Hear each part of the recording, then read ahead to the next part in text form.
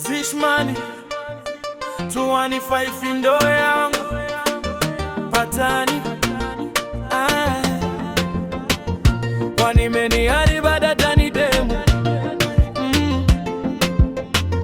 musango mune muka zakasiyana chino chema nekumanya zakatosiyana vaiziva zvavo mwari pavakadzisika nyasi uno ndenyama tobatsirika tinadzo dzizere muka dzedu musango tinonovima zvedu kana tafunga gango mune mando dzese chero ana simango ndokusaka mabhunu akazoita ruvengo tinadzo dzizere muka dzedu musango tinonovima zvedu kana tafunga gango mune mando dzese chero ana simango ndokusaka mabhunu akazoita ruvengo inozova shumba muromo ikauvura inotisa vanhu simba rayo rakakura dawa anofarira kugara akarara tsuro ndiye anoziita akangwara atombokudze ana nyati madhara ana budo vanotoonekwa sana mambara mvuu hove nangwena ndeve kumvura bada pakumanya hapana anomupfura chamukai nyama panoda kuchenjera chinungu ndiyega anozvimiririra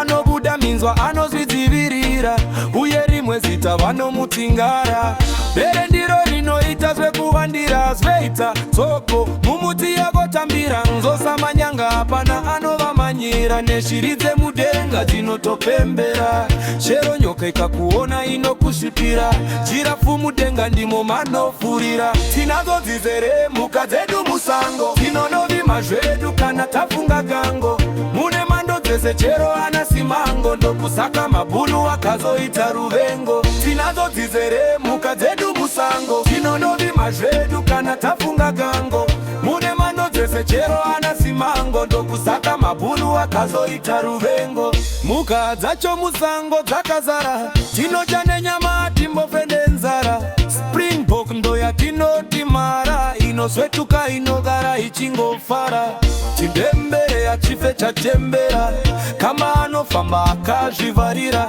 mbizi pachirungu vanoiti zebhura vanomofu ndo vatinoti madhara vana mombe nanambudzi takavatora nanaimbwa nevamwe vachitibatsira mabhiza nemadhongi zvinotishandira hwainakiti yavachajukera huruve neuku zvese zvinotibatsira tinadzo dzizere muka dzedu musango tinonovima zvedu kana tafunga gango mune mando dzese chero ana simango ndokusaka mabhunu akazoita ruvengo tinadzo dzizere muka dzedu musango tinonovima zvedu kana tafunga gango mune mando dzese chero ana simango ndokusaka mabhunu akazoita ruvengo yemani 215 Zishmani wani menari party from Matezwa.